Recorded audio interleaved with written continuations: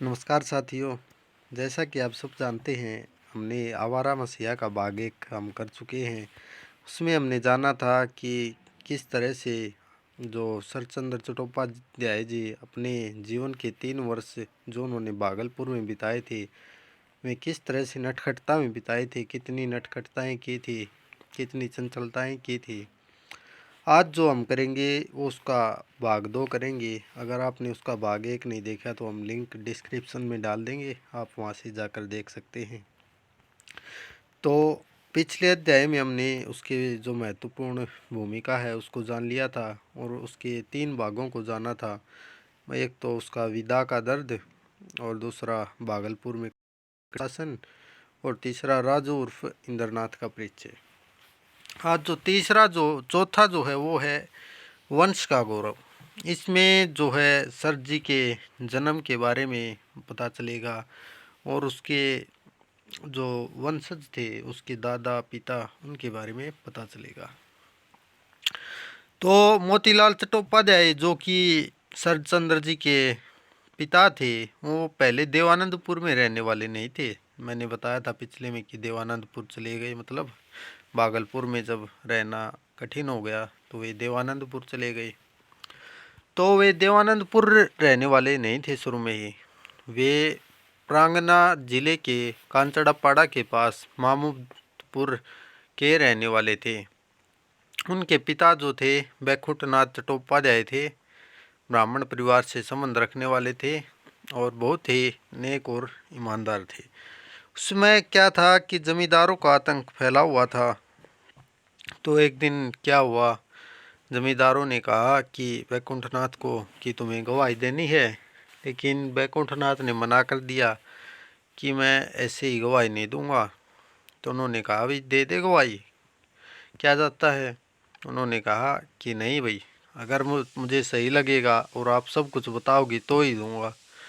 जमींदारों ने बहुत समझाया कि दे दे गवाही, ऐसे दे दी जाती है, कोई बात नहीं होती, लेकिन वो नहीं माने, अपनी ईमानदारी पर सच्चाई पर अड़िग रहे। तो एक दिन पता चला कि बैकुंठनाथ जी अब नहीं रहे, वे बैकुंठ धाम में पधार चुके हैं, मतलब उनकी किसी ने हत्या कर दी है।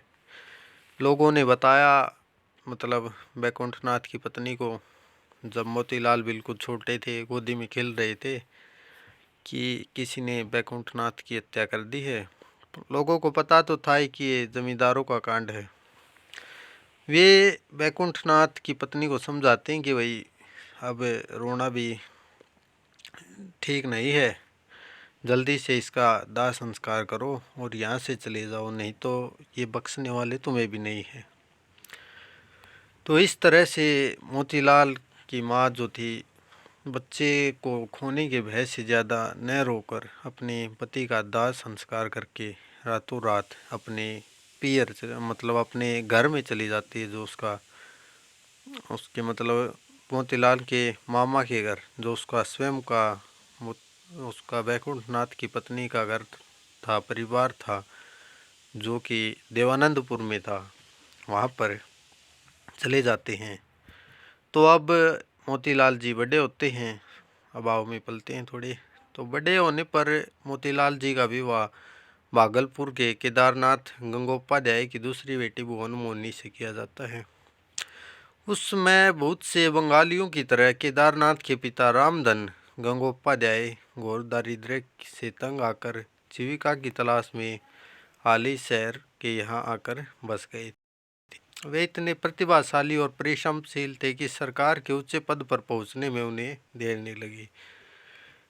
तो इस तरह से वे संपन्नता को छू लेते हैं, लेकिन फिर भी अपनी बेटी का मतलब उसकी पोती का विवाह जो है मोतीलाल से करवा देते हैं, क्योंकि वे मानते थे कि उनका मानना था कि परिवार गौरवशाली होना चाहिए, प्रतिभाशाली होना चाहिए, धन का क्या है, धन तो आता जाता रहता है। तो इस तरह से मोतीलाल और भुवन मोहिनी का विवाह हो जाता है। और और मोतीलाल की जो मैट्रिक है, मतलब 10वीं है, वो भी स्वयं उसके पिता केदारनाथ गंगोपाध्याय ही करवाते हैं और फिर वे पटना कॉलेज में पढ़ने के लिए जाते हैं, जहाँ पर उनके सहपाठी उनके मतलब नाना उसके मतलब वो ससुर जी लगा लीजिए अघोरनाथ, उसके छोटे भाई केदारनाथ के छोटे भाई जो अघोरनाथ थे वो उसके सहपाठी थे वहाँ पर वो। लेकिन दोनों अलग अलग थे, दोनों की विचारधाराएं बिल्कुल अलग थी। जो मोतीलाल थे वे थोड़े घुमक्कड़ प्रवृत्ति के थे, उन्हें घूमना फिरना पसंद था। अघोरनाथ बिल्कुल नियमों में बंद कर रहने वाले थे, बिल्कुल इस तरह से नियम अनुशासनबद्ध व्यक्ति थे। अब 15 सितंबर 1876 को एक पुत्र का जन्म होता उनके घर, जिसका नाम वे शर्त रखते हैं, यानी कि जो हमारे इस कि जिसकी जीवनी का हम अध्ययन कर रहे हैं, शरतचंद्र चट्टोपाध्याय जी का जन्म, चटर्जी का जन्म, शरतचंद्र चटर्जी का जन्म जो है 15 सितंबर 1876 को होता है। लेकिन इससे पहले उनकी एक बहन और जन्म ले चुकी होती है 4 वर्ष पहले, जिसका नाम अनीला था, यानी कि उसकी एक बड़ी बहन भी है जिसका नाम अनीला है। तो अब अपने शरतचंद्र चट्टोपाध्याय के किस्सों की शुरुआत होती है। उनका जो इससे अगला वाला अध्याय है 5वां, उसका नाम है होनहार पीरवान। अब जो है सर जी 5 वर्ष के हो जाते हैं और उनका में पाठशाला में नाम लिखाया जाता है। प्यारी पंडित के बंदोपाध्याय के पंडित की पाठशाला में उनका नाम लिखाया जाता है। लेकिन वे शरारती बहुत ज़्यादा थे, इसलिए रोज़ कोई न कोई कांड करके ही लौटते थे। तो एक दिन हुआ क्या, कांड तो करते थे। एक दिन पंडित जी हुक्का पीते थे, तो क्लास में हुक्का सजा कर गए, इतने में उन्हें कोई काम हो गया। तो हुक्के के पंडित जी तो चले गए, शर्त को शरारत सूझी, उन्होंने हुक्के की चिलम को उठाकर उसमें से आग निकाली पहले, और उसमें तंबाकू की जगह कंकर कूटकर, ईंट के कंकर कूटकर वहाँ पर रख देता है, और वैसी की वैसी आग रखकर मतलब उस पर हुक्के पे रख देता है। अब पंडित जी आते हैं, हुक्का पीने की कोशिश करते हैं, जोर लगाया, धुआं तो निकला नहीं, फिर से जोर लगाया और भी, ताकि क्या पता भाई आग तो बुझ गई हो, इसलिए फिर भी धुआं नहीं आया। 4-5 बार जोर जोर लगा करने की कोशिश की तो धुआं तो आया नहीं। पंडित जी जोर लगा कर थक गए, तो उन्होंने सोचा कि भी ज़रूर दाल में कुछ काला है। ये चिलम को मतलब ऊपर से उठाकर उसकी छानबीन करते हैं, तो उन्हें मिलता है कि तम्बाकू की जगह कंकर रखे हुए हैं। वहीं उन्हें पता तो चल जाता कि किसी न किसी बच्चे की शरारत है ये। तो वे कक्षा में जाते हैं और कहते हैं कि भाई सच सच बता दो कि किसने शरारत की है, वरना नहीं तो पूरी क्लास को मतलब पीटूंगा। 4-5 बार धमकाने के बाद जो है क्लास की एकता टूट जाती है, और एक बच्चा भय के मारे कि सभी पिटेंगे शर्त का नाम ले देता है कि इसने कंकर रखे थे।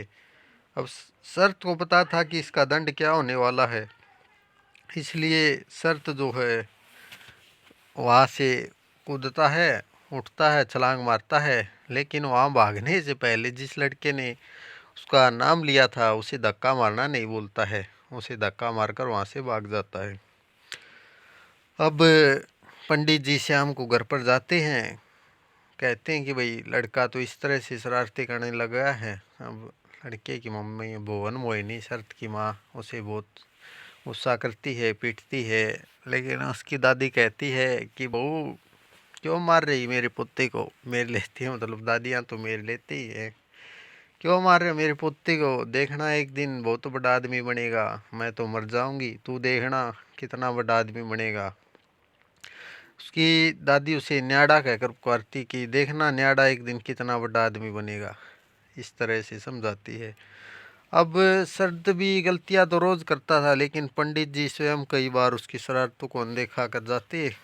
वह तो एक इसके कारण क्या थे, एक तो वह पढ़ने में बहुत होशियार था, और जो दूसरा उसका बेटा था काशीनाथ, वो उसका परम मित्र भी था। और काशीनाथ के साथ साथ ही उसी स्कूल में जो है पंडित जी के मित्र की एक लड़की पढ़ती थी, जो एकमात्र लड़की उस विद्यालय में पढ़ती थी, धीरू। वो भी उससे भी वह मित्रता कर लेता है। तो इसलिए पंडित जी कई बार उसकी गलतियों को माफ़ भी कर देते थे, अनदेखा कर देते थे। तो एक दिन हुआ क्या, तो अब उसका विशेष ध्यान रखा जाता था। एक दिन हुआ क्या कि मतलब भोलू को उसकी देख रेख में रखा गया था कि भाई ये क्लास से बाहर निकल गया तो वापस तो लौटने वाला है नहीं। तो एक बच्चे को पंडित जी उसकी रुखाड़ा रख देते थे कि तुम्हें इसका ध्यान रखना है। और पंडित जी की आंख लग जाती है। तभी देवदास की तरह बैठे बैठे उनके मन में सोचती है कि भाई ये क्या जीवन है, यहाँ बैठे बैठे पढ़ रहे हैं, ये क्या कोई जीवन हुआ। और उनके मन में शरारत सोचती है। वो भोलू के पास जाता है स्लेट लेकर और कहता है कि भोलू मतलब टूटे हुए बेंच पर बैठा हुआ था।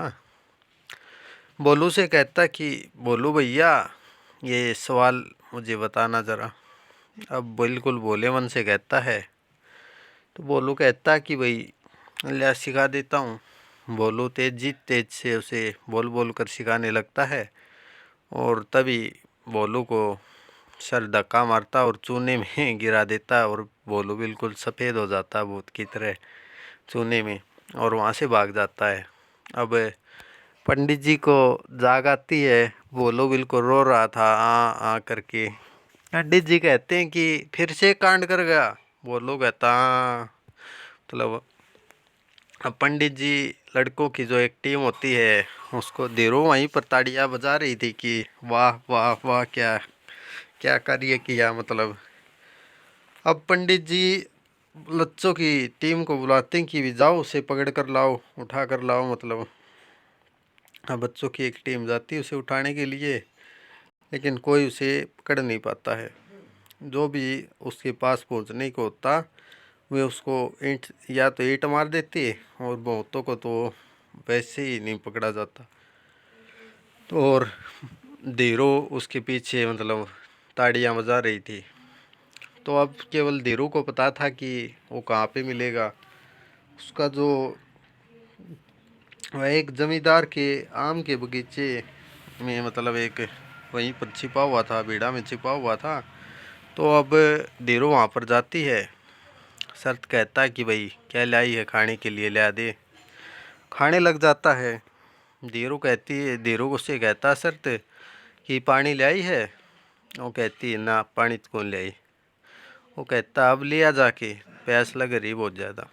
उन्होंने कहती नहीं, अब तो चल कर ही पी लेना। कहता मैं नहीं जाऊंगा अभी, मतलब मैं जाऊंगा तो वो पीटेंगे, तू ये पानी लिया एक बार। कहती ना। वो कहता पानी लिया।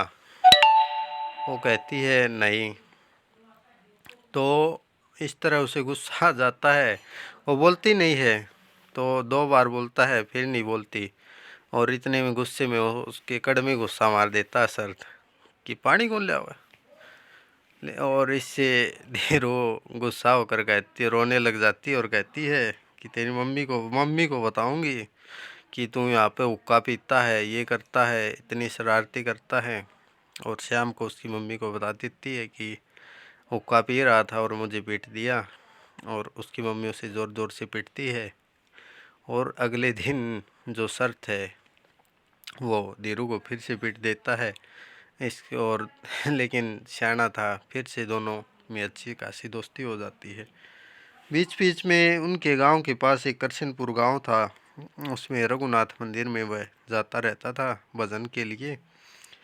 और फिर उसे सिद्धेश्वर भट्टाचार्य के नए स्कूल में भर्ती कर दिया गया 1 वर्ष के लिए। शरारतों में अब भी कोई कमी नहीं हुई, शरारतें लगातार करता ही रहता था। फिर मोतीलाल की जो नौकरी है वो एक डेयरी ऑनसोन कंपनी में उनकी नौकरी लगती है। और वहाँ पर भी कुछ समय के लिए काम करते हैं। अब जो है एक नैन बागदी का किस्सा आता है।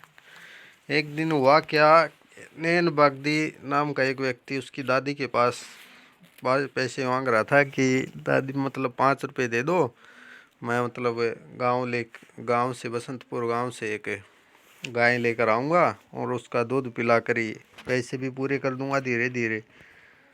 तो इस तरह से उसकी दादी मान जाती है कि भाई ले जा 5 रुपये। तो शर्त को ये पता था कि बसंतपुर में छिप बनाने का जो बांस है वो बहुत ही अच्छी क्वालिटी का मिलता है। तो अब शर्त वो मतलब उसके पीछे पीछे वो लेते हैं। 2-2.5 किलोमीटर आगे जाने के बाद को पता चलता है कि भाई कोई पीछे पीछे आ रहा है।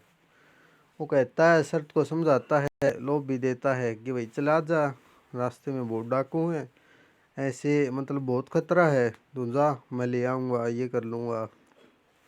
वो नहीं मानता है तो उसकी दादी के पास उसे वापस ले आता है। कि दादी को भी पता था कि भी रास्ते में बहुत ज़्यादा खतरा है, डाकुओं का इलाका है, जंगल भी है रास्ते में, तो जाना ठीक नहीं है।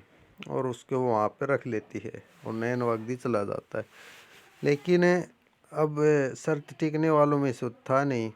वो उसकी दादी से कहता है कि मैं अब नहा तो आऊँ, वहाँ नहीं जा रहा। उसकी दादी कहती कि चल नहाया, और नहाने के बहाने नदी में जाकर नदी के सारे के रास्ते से जंगल में से होकर आगे रास्ते में बैठा मिला। अब नैन वागदी कच्चे रास्ते से जा रहा था तो रास्ते में 2-3 कोस आगे जो है ये सरचंद वहाँ पर बैठा मिला। तो वो कहता कि कहाँ से आ गया इतना जल्दी। वो कहता कि मैं तो साथ चलूँगा, यहाँ से आ गया। तो वो सोचता कि अब भी वापस फिर भेजने जाएगा इसे तो फिर रात हो जाएगी, इससे अच्छा तो ले ही चल। तो वो कहता कि चल भाई कोई बात नहीं।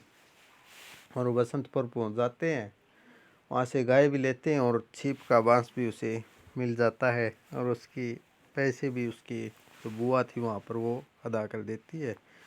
तो अब गाय को लेकर आने लगते हैं। रास्ते में उन्हें अंधेरा हो जाता आते आते। अब चांद का भी बिल्कुल मतलब रास्ते में बड़े बड़े पेड़ थे, तो पेड़ों के कारण बिल्कुल अंधेरा हो जाता है।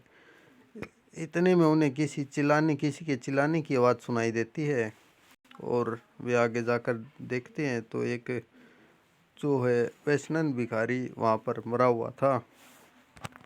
तो वे इससे उन्हें बहुत दुख पहुँचता है नैन वागदी को, और वे कहते हैं कि भाई दम है तो अब आओ, मुझसे पैसे छीन कर दिखाओ, तुमने गरीब की हत्या कर दी, एक भिखारी की हत्या कर दी। और इस तरह से वहाँ पर बोलने लगते हैं। लेकिन पीछे से पेड़ों के पीछे जो डाकू छुपे हुए थे वे आवाज़ लगाते कि भाग जा यहाँ से, नहीं तो तू भी मारा जाएगा। लेकिन नैन वागदी कहता कि दम है तो सामने आओ, पीछे क्या छुपे हुए कायरो।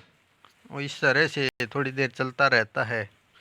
फिर नैन वागदी सोचता भाई बच्चा भी है साथ में, क्यों ज़्यादा रिक्स उठाया, चलने लगता है। 2-3 लठ वहाँ से उठा लेता है। लेकिन थोड़ा सा आगे चलते ही उसके मन में आता है कि नहीं, इन्होंने तो बिल्कुल जुल्म ही कर रखा है, एक वैष्णव भिखारी की जो इन्होंने हत्या कर दी है। अब इनकी इनकी सज़ा तो इनको मिलनी ही चाहिए। और वे सज़ा देने के लिए वापस पहुंच जाते हैं। वे सर से ही पूछते कि भाई क्या करें। वो कहता कि चलो दादा, एक आध को तो हम भी देख लेंगे। और पहुंच जाते हैं वहाँ पर। तो वे देखते हैं कि वैष्णव भिखारी की जेब को टटोल रहे थे कि कुछ मिल जाए। इतने में नैन वागदी वहाँ पर पहुँच जाता है और एक आध को मारता है लात, और तो भाग जाते हैं। और एक डाकू जो है उनके हाथों फंस जाता है, 3-4 लातों से घुमा घुमा कर मारते हैं, और इतने में वह बेहोश हो जाता है। अब नैन वागदी उसे पकड़ लेता है और शर्त से कहता कि इसे मार, लठ उठाकर मार। लेकिन जो है शर्त उस पर दया आ जाती है और कहता कि दादा इसे छोड़ दो, ये तो बिल्कुल मतलब कमज़ोर है। और इस तरह से वे अपने करुण हृदय का परिचय देते हैं, और ये किस्सा यहीं पर समाप्त हो जाता है। इसके बाद जो है इससे अगला है वो है रॉबिन हुड। रॉबिन हुड एक व्यक्ति था अंग्रेज़ों में, मतलब जो मतलब चोरी करता था और चोरी का सामान गरीबों में बांट देता था और इस तरह से मतलब हीरो के रूप में व्यक्त था। तो हमारे शरतचंद्र जी किस तरह से रॉबिन हुड के समान थे वो हमें इसमें पता चलेगा। अब वे देवानंदपुर तो आ ही चुके थे, मतलब 3 साल वहाँ पर बिता कर, और देवानंदपुर में अनुशासन नाम की कोई चीज़ नहीं थी और इसलिए वहाँ पर पथभ्रष्टता और ज़्यादा, मतलब बार बार बदली होने से शिक्षा में तो व्यवधान आता ही है और इससे उनकी पथभ्रष्टता और अधिक बढ़ जाती है। अब हुआ क्या, अब वो स्कूल में उनका फिर से एडमिशन करवाया गया उगली ब्रांच स्कूल में और वे क्लास के आवारा लड़कों के साथ रहने लगे। वे उनके सरदार बन गए, मतलब सबसे आवारा तो वही थे। अब वे करते क्या, चोरी करने लगे। चोरी करते थे फलों की, फल फूल की चोरी करते, मछलियों की चोरी करते, लेकिन वो खुद के लिए चोरी नहीं करते थे, ये उसे गरीबों में बांट देते थे। कोई भी गरीब जो बीमार होता, उसकी उसे आवश्यकता होती उसे दे देते और रात को ही, मतलब बिना किसी के डर के, कुत्तों के सियारों के डर से वैद्य को बुलाने पहुंच जाते। इस तरह की कार्य जो है अब सर जी करने लगे थे। इसको कार्य को पूर्ण करने में उसका सबसे महत्वपूर्ण जो साथी था वो था सदानंद। अब दोनों ये कार्य करते थे और उनका अड्डा तो जो था ताल के किनारे वाले बाग के पास ऊंचे टीले की आड़ में एक गहरा गड्ढा था। तो अब सदानंद के घर वाले, उनके घर वाले उन्हें समझाते हैं कि भाई इससे दूर रहा कर, ये तो है ही चोर, तुझे भी बिल्कुल बिगाड़ तिगाड़ कर ख़त्म कर देगा। लेकिन वो मानने वाले कहाँ थे। वे उनके सदानंद के घर के पास एक, मतलब बड़ा सा बरगद का पेड़ था, उस पर बैठकर शुरुआत में तो दोनों शतरंज खेलते अच्छे से और जब शाम हो जाती तो अपना काम करने के लिए पहुंच जाते और मछलियों की चोरी करते और फलों की चोरी करके अड्डे पर रखकर वापस आ जाते। इस तरह से लगातार चल रहा था और बीच बीच में, मतलब कृष्णपुर गांव में जाकर सत्संग भी सुनते रहते थे रघुनाथ मंदिर में। 15 वर्ष के हो गए अब ये। अब यहाँ पर, मतलब एक जमींदार था गोपाल चंद मुंशी, वे उनसे बहुत प्रभावित थे और जो कहानी सुनाने और सुनने की जो प्रतिभा थी उनमें जन्म से ही थी। 15 वर्ष की आयु में ही वे कहानी सुनाने की कला में पारंगत हो चुके थे। उन एक जो जमींदार था गोपाल चंद मुंशी उन्हें बहुत स्नेह करते थे। उनका पुत्र था अतुल चंद्र, वह कलकत्ता में एमए में पढ़ता था और शरत को छोटे भाई की तरह मानता था। दोनों का आपस में बहुत प्रेम था। वह शरत को कई बार थिएटर में घुमाने के लिए ले जाता कलकत्ता में और मूवी दिखाने के बाद कहता कि शरत अब तो इसके बारे में कोई कहानी सुना, और शरत उसी के ध्यान में रखकर पात्रों को हेर फेर करके ऐसी कहानी गढ़कर सुनाता कि अतुल, मतलब सुनता ही रह जाता। और इस तरह से वे अपनी पहली मौलिक कहानी काशीनाथ, जो उसके गुरु भाई हैं, उसकी रचना भी कर देते हैं। इसके बाद जो है बाल विधवा नीरू का किस्सा आता है। नीरू 32 वर्ष की एक औरत थी जो कि, मतलब गांव में रहती थी, बचपन में विधवा हो गई थी। समाज वालों की बहुत ज़्यादा सेवा करती थी, कोई भी बीमार हो जाता तो उसके उपचार में लग जाती थी। जो शरतचंद्र है उसे दीदी कहकर पुकारती था और वो भी उसे छोटा भाई की तरह मानती थी। तो इस तरह से उसका जीवन चल रहा था, वे लोगों की सेवा कर कर अपना जीवन गुजार रही थी। लेकिन एक दिन हुआ क्या, रेलवे स्टेशन पर एक परदेसी बाबू उन्हें मिलता है और उनके चरित्र पर एक कलंक लग जाता है। इससे समाज वाले उसका समाज से बहिष्कार कर देते हैं, समाज से बाहर निकाल देते हैं। लेकिन कि अब इससे कोई नहीं मिलेगा और वह अकेली रहने लग जाती, बीमार हो जाती है और गलानी के भाव में रहने लगती है। लेकिन शर्त समाज की मानने वालों में से नहीं था। वह पीछे से उससे मिलता और फल फूल आदि फल जो भी होता उसे खिलाकर आ जाता, उसकी सेवा करता।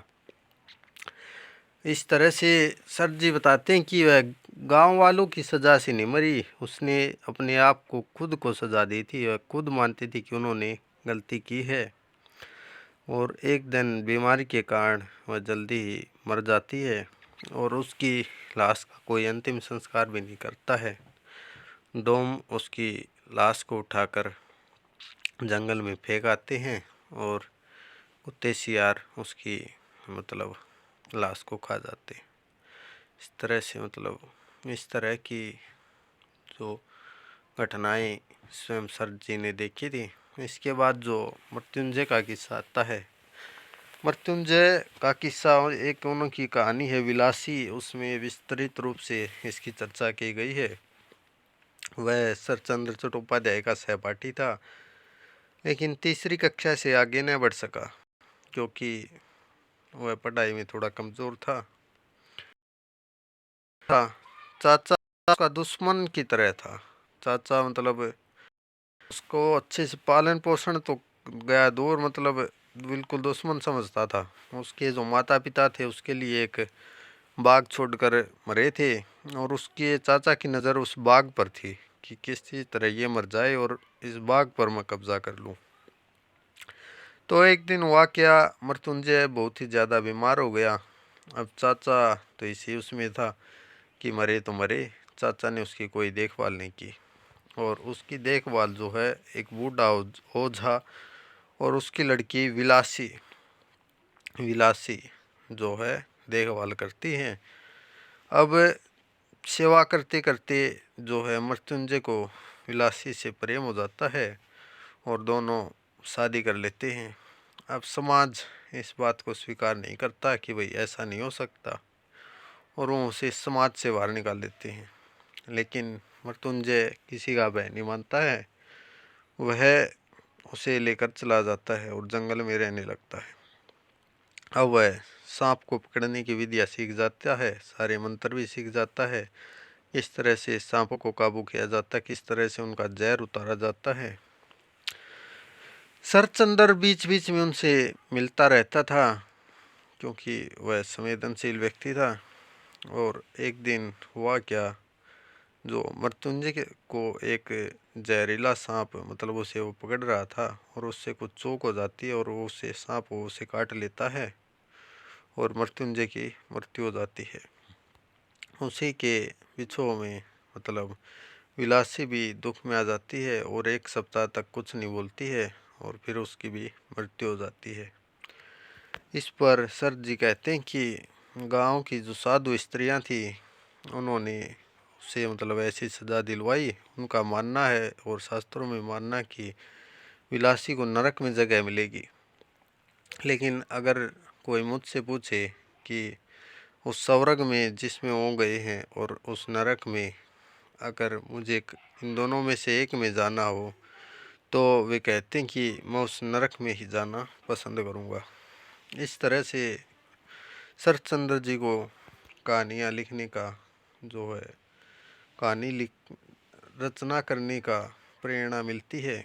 इसके अलावा वे उन्हें प्रेरणा के लिए उनके जो पिता की पुस्तक थी हरिदास की गुप्त बातें, भवानी पाठ आदि का अध्ययन करके भी उन्हें प्रेरणा मिलती थी और पिता की जो अधूरी रचनाएं थी उनको पढ़कर भी उन्हें बहुत ज़्यादा प्रेरणा मिलती थी। अब घर में बहुत ज़्यादा दरिद्रता थी, गरीबी थी। इससे परेशान होकर वे एक दिन घर से भाग जाते हैं और रेल में चढ़ जाते हैं। रेल में उन्हें एक गणेश चंद्र मिलता है जो कलकत्ता से लौट रहे थे और वे गणेश चंद्र देखते हैं कि एक 14 वर्ष का लड़का है जो आया है। वे उससे बात करते हैं, बातों बातों में उसे पता चलता कि वह उसके मित्र का नाती है, जो अक्षयनाथ था, अक्षयनाथ गांगुली उसका मित्र था।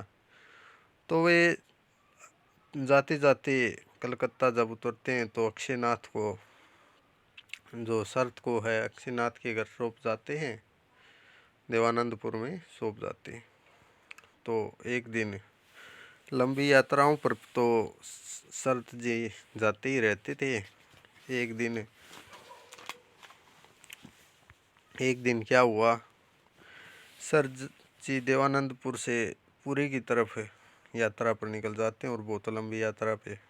वहाँ पर जाने का केवल इसलिए नहीं कि घुमक्कड़ थे, वहाँ पर उनका परिवार का एक घनिष्ठ संबंध था, इसलिए वहाँ पर जाते हैं। वहाँ जाने के बाद उन्हें पता चलता है, मतलब उनके जो वहाँ औरत थी उसके पति कहीं बाहर गए हुए थे और वो बीमार हो गई थी। तो शरत का स्वभाव था, वह किसी भी बीमार को देखता तो उसकी सेवा में जुड़ जाता था। तो वह उसकी सेवा में जुड़ जाता है, पूरे तन मन से उसकी सेवा करता है। लेकिन एक दिन कुछ ऐसा हुआ जिससे वह गलानी के भाव में भर जाता है और उस औरत को गलत समझकर वह वहाँ से वापिस आ जाता है। रास्ते में चलते चलते वह बहुत ज़्यादा लंबी थी और रास्ते में पड़ा पड़ा पानी पानी पुकार रहा था। एक विधवा स्त्री आती है और उसे पानी पिलाती है और अपने घर पर ले जाती है और उसका अच्छे से देखभाल करती है। अब सर जी ठीक तो हो जाते हैं, लेकिन एक और बीमारी में फंस जाते हैं। उस विधवा स्त्री का एक देवर था और एक बहनोई था, जो कि दोनों ही मतलब इस पर विधवा स्त्री पर प्रेम करते थे और उसे पाना चाहते थे। लेकिन विधवा स्त्री उनमें से किसी के साथ नहीं रहना चाहती थी और वह उनसे पीछा छुटाना चाहती थी। तो वह उनसे पीछा छुटाने के लिए शर्त से कहती कि मैं तुम्हारे साथ चल पड़ती हूँ। शर्त कहता कि कोई बात नहीं भाई, चलो, क्या बात हो गई। और दोनों वहाँ से चले जाते हैं। अब पीछे से उसका देवर और बहनोई एक हो जाते हैं और गांव वालों को इकट्ठा करते हैं कि वह जो बाहर का लड़का आया था और हमारी विधवा स्त्री को भगा कर ले गया। अब गांव में तो ऐसी स्थिति में सब जानते हैं कि क्या होता है। अब सर जी को पकड़ा जाता है और इतना पीटा जाता है, इतना पीटा जाता है कि उसके चेहरे का रंग ही बदल दिया जाता है, आकार बदल दिया जाता है, बिल्कुल बहुत ज़्यादा पीटा जाता है। इस तरह शरद जी बताएं उसमें लिखते हैं कि जो विरोधी व्यक्ति होते, गलत व्यक्ति होते हैं, गलत व्यक्ति एक दूसरे के विरोधी होते हुए भी लुच्चे लफंगों में एका रहता है और भले लोग अधिक होते हुए भी छिटके छिटके रहते हैं। इस तरह उन्होंने इसकी विस्तृत चर्चा की है। फिर वे एक अपने गणितज्ञ मित्र पी बसु के घर आश्रय लेते हैं। इस तरह से उनका जीवन बहुत ही गरीबी में चल रहा था देवानंदपुर में। तो एक दिन इससे परेशान आकर जो भुवन मोहिनी है, अब भुवन मोहिनी जो के माता पिता की मृत्यु हो चुकी थी और जो की दादी थी उसकी भी मृत्यु हो चुकी थी। तो अब घर पर जाना भी कठिन हो गया था। पहले तो मतलब घर जमाई बनकर मोतीलाल चले भी जाते थे भुवन मोहिनी जब। तो अब भुवन मोहिनी हिम्मत करके अपने छोटे मतलब चाचा अघोरनाथ को पत्र लिखती है कि क्या मैं यहाँ आ सकती हूँ। और अघोरनाथ कहता कि चली आओ और वे वहाँ पर चले जाते हैं।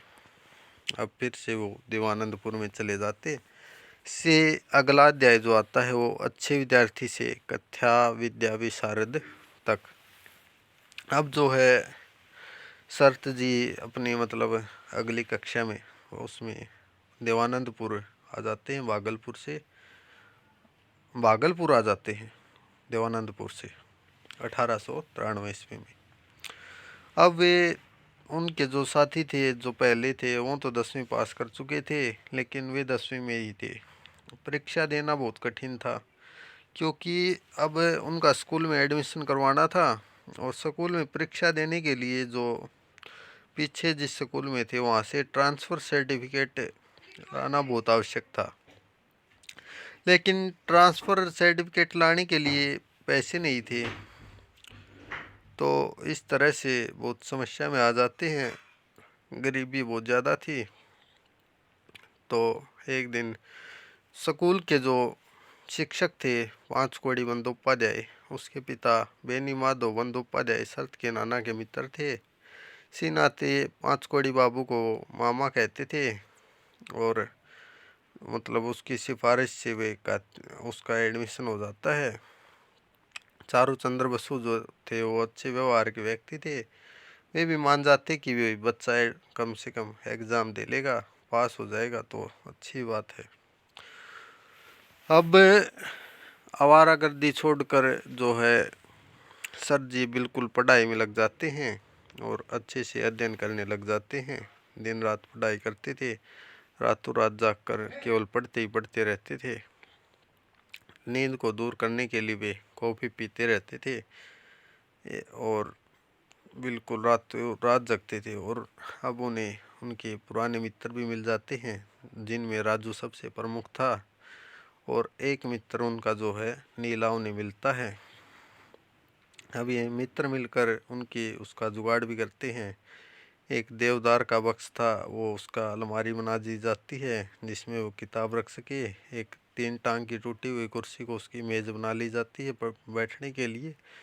और खाट पर मतलब बिल्कुल चादर ढककर अच्छे से रखते थे ताकि गरीबी दिखे नहीं।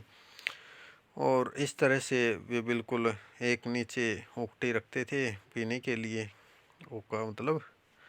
और इस तरह से मतलब पढ़ने में लग जाते हैं और दिन रात पढ़ने लग जाते हैं। घर में इतने पैसे भी नहीं थे कि उसके तेल का खर्च ही पूरा किया जा सके, इसलिए दोस्त उन्हें मोमबत्तियाँ लाकर भी देते थे। कुछ दिए से पढ़ाई करते और कुछ मोमबत्तियाँ जला जला कर वे पढ़ते रहते थे। इस तरह से अब और कोई दिक्कत तो नहीं रही, लेकिन एक दिक्कत रही, उन्हें जाग नहीं आती थी।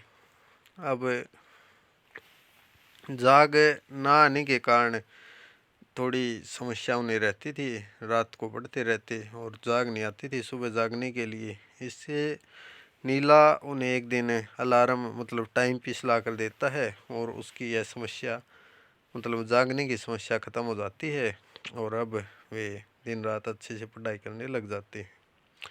नीला उसका बहुत ही अच्छा मित्र था। एक दिन नीला सुबह सुबह आता है तो वह देखता है, उसमें से जंगले में से बोलता है, शर्त शर्त। शर्त कहता कि अंदर आ जा। वो कहता कि क्या हुआ, वो बीमार है क्या तू? उन्होंने कहता है नहीं, बीमार क्यों, सही हूँ। कहता कि खून की उल्टी आई थी? वो कहता है नहीं पागल, क्या बोल रहा तू? बोला तेरी चादर पे खून क्यों लगा हुआ? वो देखता कि भाई खून तो लगा हुआ है। तो वह कहता कि अपने नेवले ने चूहे का शिकार किया होगा। तो ठीक, वो अंदर आता है तो नीला उसे बताता कि आज तो अपने नेवले ने चूहे का नहीं गोखरे सांप का शिकार किया है। मुश्किल से मतलब आज तेरा जीवन बच गया, नहीं तो मारा जाता है। दोनों में बहुत ज़्यादा प्रेम था। एक जो है वाद्य यंत्र इसराज भी वो उसे ला कर देता है। संगीत में तो रुचि थी बजाने के लिए, सीखने के लिए नीला, लेकिन नीला ज़्यादा देर तक जीवित नहीं रह पाता है। वह जल्द ही उसकी मृत्यु हो जाती है। अब जो है एग्ज़ाम के लिए पढ़ाई तो शुरू हो गई, लेकिन एग्ज़ाम देने के लिए फ़ीस भी भरनी आवश्यक थी। इसके लिए कर्ज लिया जाता है और कर्ज लेकर फीस भरी जाती है। उसके एक नाना थे जो 4 पैसे मतलब सरकारी नौकरी लगे हुए थे और 4 पैसे आने 4 पैसे हर महीने देने के लिए मतलब उस पर कर्ज लेकर आते। तो अब उसका जो सबसे अच्छा मित्र था वो था राजू। राजू के किस्से आते हैं इसके बाद इसमें। मुख्य रूप से एक दिन हुआ क्या, शर्त और उसके मित्र मतलब वहाँ पर ग्राउंड में फुटबॉल खेल रहे थे और वहाँ पर कोई हादसा हो जाता है और ऐन वक्त पर राजू वहाँ पर पहुँच जाता है। इसलिए राजू शर्त के प्राण बचे मुश्किल से, नहीं तो उसके मतलब प्राणों की आ जाती बिल्कुल। शर्त को एक सांप काट लेता है और जो उसका मित्र राजू है रातों रात उसके लिए मतलब ओझा को लेकर आता है। अंधेरी रात में, तूफानी रात में नाव में किश्ती में ओझा को लेकर आता है और उसके प्राणों को बचा लेता है। राजू को बड़े भाई की तरह मानता था, गुरु की तरह समझता था और उसकी हर बात को मानता था। अब राजू एक दिन कहता है कि चल यार मछली चोरी करते हैं। मैं कहता है नहीं दादा, ये मारेंगे, ये मतलब मछुआरे। लेकिन वो कहता है कि वही नहीं करते हैं और वे मछली चोरी भी करते हैं। एक एक दिन क्या हुआ, पिछले पुराने ज़माने में जो है मतलब नल तो होते नहीं थे, तो गंगा घाट पर औरतें पानी भरने के लिए आती हैं, तो कुछ लफंगे वहाँ पर उनको परेशान करते थे। एक दिन राजू वहाँ पर मतलब आ जाता, मतलब वो कुछ छेड़खानी कर रहे थे और राजू से पकड़कर इतना पीटता है, इतना पीटता है, मतलब हाथ जुड़वा देता है, बहुत ज़्यादा पीटता है और कहता कि भाई राजू आज़ाद छोड़ते, आगे से मैं ऐसी कोई हरकत नहीं करूँगा। राजू का एक किस्सा और आता है। एक दिन मतलब मोसाई स्कूल का अध्यापक था, उसे रोज़ मतलब एक अंग्रेज अधिकारी रास्ते से जाता था, उसे मोसाई को देर हो जाती थी रात को आने में, और वह अंग्रेज अधिकारी रोज़ उसे चाबुक मार जाता था पीछे से और हंसता था। तो इससे परेशान होकर मोसाई मतलब राजू को बताता कि भाई ऐसी ऐसी घटना हो रही है, मुझे कुछ हल कर। तो राजू कहता कि भाई पहले बता देता, अब तक तो हल हो जाता, अब तू कल कल इंतज़ार कर और परसों तो मतलब रिजल्ट तुझे अपने आप पता चल जाएगा। और राजू जो है वहाँ पर चला जाता है और अगले दिन दो पेड़ों के बीच में रस्सी बांध ली जाती है और जैसे ही मतलब रथ पर चढ़कर वह अंग्रेज अधिकारी आता है, वह रथ रस्सी से टकराकर वह अंग्रेज नीचे गिर जाता है और राजू और उसके साथी उसकी इतनी पिटाई करते हैं, इतनी पिटाई करते हैं, वह वहाँ से ट्रांसफ़र ही करवा लेता है और फिर कहीं कभी भी वहाँ पर दिखाई नहीं देता है। अब एक दिन हुआ क्या, इसके अगले वाला किस्सा आता है। पंडित जी की पत्नी जो है एक, उसकी मृत्यु हो जाती है और उसका पंडित जी भी बिल्कुल बीमार रहते थे, उसके बच्चे थे नहीं। उसका अंतिम संस्कार करना था और उसके मतलब अंतिम संस्कार के लिए राजू की टोली आती है और उसे अंतिम संस्कार के लिए लेकर जाते हैं। लेकिन रात काफ़ी हो गई थी और अंधेरी रात थी, बारिश का मौसम था। जैसे ही अर्थी को लेकर चलते हैं, हल्की हल्की बारिश आ जाती है और मतलब प्रकाश की व्यवस्था भी नहीं थी, दिए से देखकर ही लेकर जा रहे थे। थोड़ी देर में चलने के बाद जो तेज़ी से ओले आने लगते हैं, इससे राजू कहता कि भाई तुम सब तो जाओ, इसको मैं संभाल लूँगा, मतलब लाश को तुम अपने आप देख लूँगा, तुम सब जाओ, मतलब अपने प्राण बचाओ, इसको मैं अपने आप संभाल लूँगा। तो वे सब चले जाते हैं। कुछ देर के बाद जब ओले थम जाते हैं तो वे आते हैं और देखते हैं कि भाई लाश है, तो ऐसे ही है, लेकिन राजू यहाँ पर नहीं है। तो वे देख देखते हैं कि लाश थोड़ी थोड़ी हिल रही है, तो वे सब डरने लगते हैं, राम राम कहने लगते हैं और फिर थोड़ी देर में वो अच्छे से लाश हिलने लग जाती है, वे डर कर पीछे होने लगते हैं और थोड़ी देर में उन्हें लाश बिल्कुल उठ कर बैठ जाती है। वो भागने लगते हैं और राम राम राम करने लगते हैं। तभी राजू रुका मारता है कि अरे मेरे शेरों, मतलब इतना ही दम है क्या, बिल्कुल डर कर भाग रही हो। इस तरह के जो किस्से हैं राजू के हैं। राजू बहुत ही मतलब तेजस्वी दुस्साहसी साहसी लड़का था। इसके बाद जो है एक किस्सा मणिंदर का आता। मणिंदर अब कॉलेज में पढ़ता था, जो उसका साथी था, और एक दिन अब कॉलेज की परीक्षाएं पास आ गई थी, तो वह पढ़ रहा था। पढ़ते पढ़ते मतलब उस समय डाकुओं का भय था, इसलिए सब अपने पास हथियार रखते थे। एक दिन रात को पढ़ रहा था तो उसे कुछ आवाज़ सी सुनाई देती कि जैसे झाड़ियों में कुछ आ रहा, और वह बंदूक उठाकर उस पर निशाना लगाने लगता है। तभी आवाज़ आती है कि रुक जा, गोली मत चलाइयो। वो कहता कि कौन है, वो कहता कि मैं हूँ मैं। वो कहता मैं कौन, वो कहता मैं शर्त हूँ। तो वह मणि से कहता है कि भाई मैं था। शर्त कहता है इतनी रात को 2 बजे क्या करने आया है। तो वह वो कहता कि मैं तुम्हें डराने आया था। और इस तरह से जो इसका अब वो 10वीं पास कर चुके थे सर जी, और इस किस्से का अंत जो है यहीं पर हो जाता है। अगले भाग में, तीसरे भाग में जो है इसके प्रथम अंश दिशाहारा को समाप्त करने की कोशिश करेंगे, और इससे इसका एक महत्वपूर्ण भाग जो है समाप्त हो जाएगा। इसमें से नेट जीआरएफ में हर बार कोई न कोई प्रश्न पूछ ही लिया जाता है। तो धन्यवाद साथियों, जल्द ही मिलते हैं अगले भाग के साथ।